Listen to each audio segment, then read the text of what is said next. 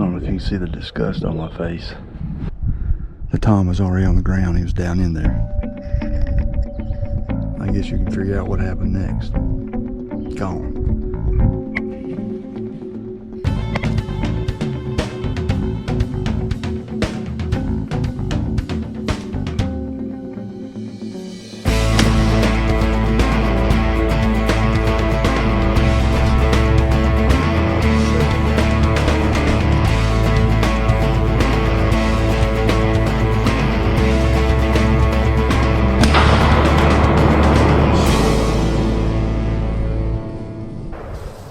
Okay, we're back again. And like I said last week when we were talking about private land improvements, I told you to do that one thing.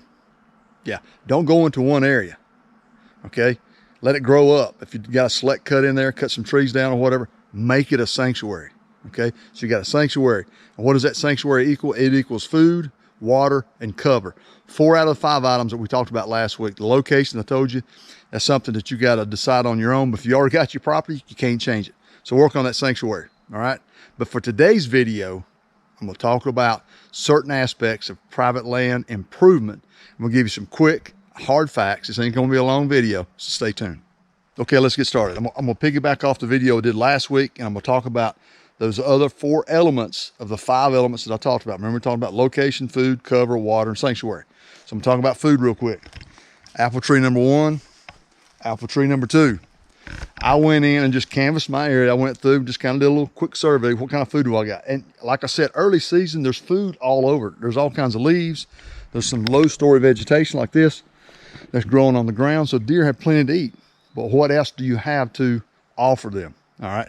Now, if you've got cornfields all the way around your property, you're going to have a problem drawing deer into you. So just be aware of that. But one way you can do that and compete with those cornfields is soft mast. Deer love it. Let me tell you.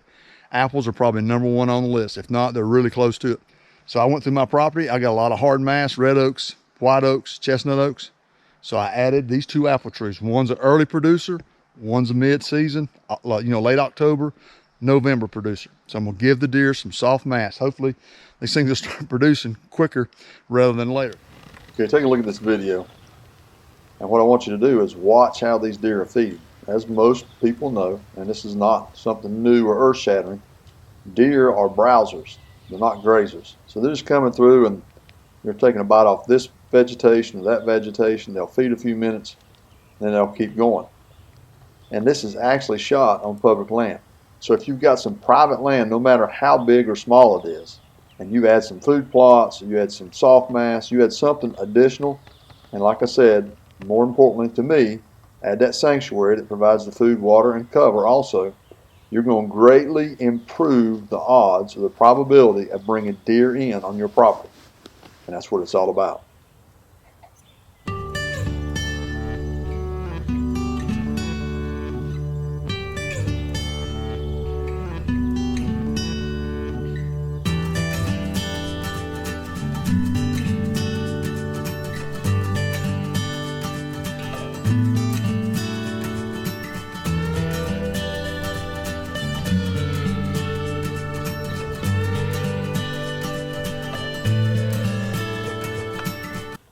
So that's just a quick glance of the food here. Like I said, early season, you got food everywhere. You don't have to spend a lot of time. You don't have to spend a lot of money. You don't have to plant food plots everywhere to get deer to come in. They browse on natural vegetation.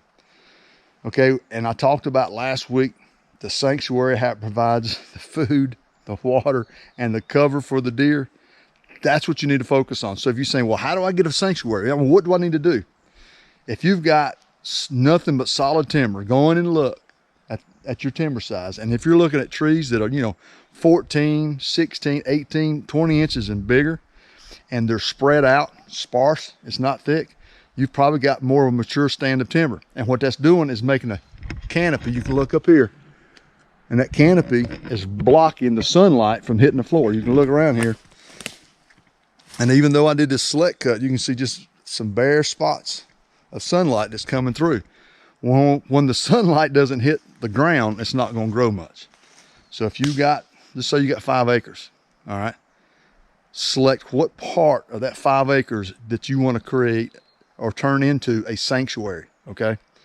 Go in there, You can hire someone to do a select cut. You can do a clear cut if you want to, but go in and cut the trees out so you can get some sunlight hitting the ground. Now, if you do a clear cut, it's going to take it a couple of years to get to the stage where a deer can actually go in there and bed.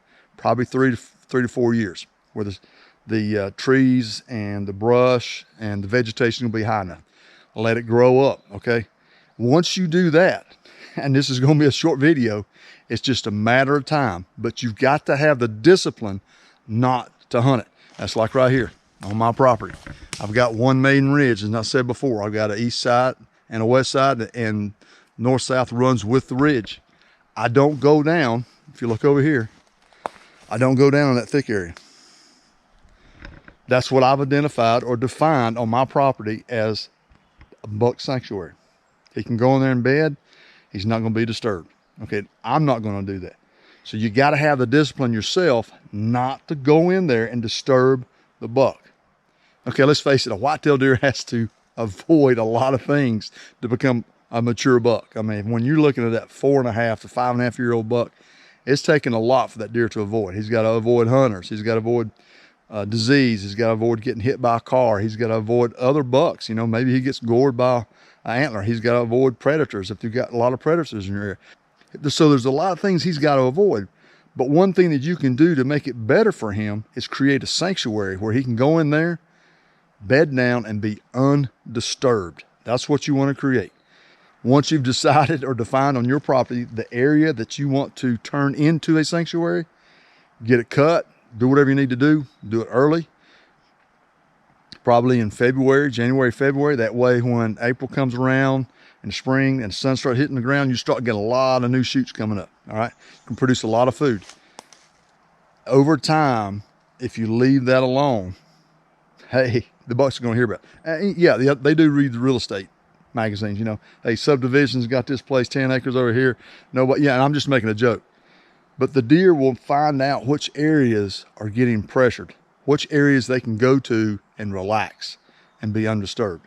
So that's what you want to do. You want to get that area, get it set up, and then stay out of it. Hunt the fringes only, okay? Do what you need to do. If you need to put some posted signs up to try to keep other people out, just a friendly reminder, hey, I'm got this property over here trying to hunt it, so just stay out. But at the same time, go in and look at what else you can do to improve. Like I said, for food, I've got these soft mast apple trees. I also add mineral licks. I've got 2 mineral licks, one on the west side of my ridge and one on the east side of my ridge. I do that every year to try to bring in bucks, to try to get them to come in. And I don't spend a tremendous amount of time in here. Like I said, I've got a small piece of property. I don't want to put a lot of pressure, especially the couple weeks before opening season. You want to get all your work done. If you got a hanging stand, go ahead and hang it, be done with it, or at least pick the tree out. That way you can slip in very subtle and quiet on opening day, hang your stand, and boom, there he is. But stay out so you don't pressure him. I remember several years ago, I put pressure on a buck that was actually using my property, a nice looking 8-point. I bumped him twice. There wasn't a third time. And then the next thing you know, he had moved to the other side, found him another quieter place where he's undisturbed. Someone else got him, and I lost out on that. So pressure is a predominant factor when you're trying to target a mature buck. So set your sanctuary up, let it grow, leave it alone. If you give a buck a place to hang his hat undisturbed, he might just give you the opportunity to hang him on your wall. That is One Shot Hunting. We'll see you next time.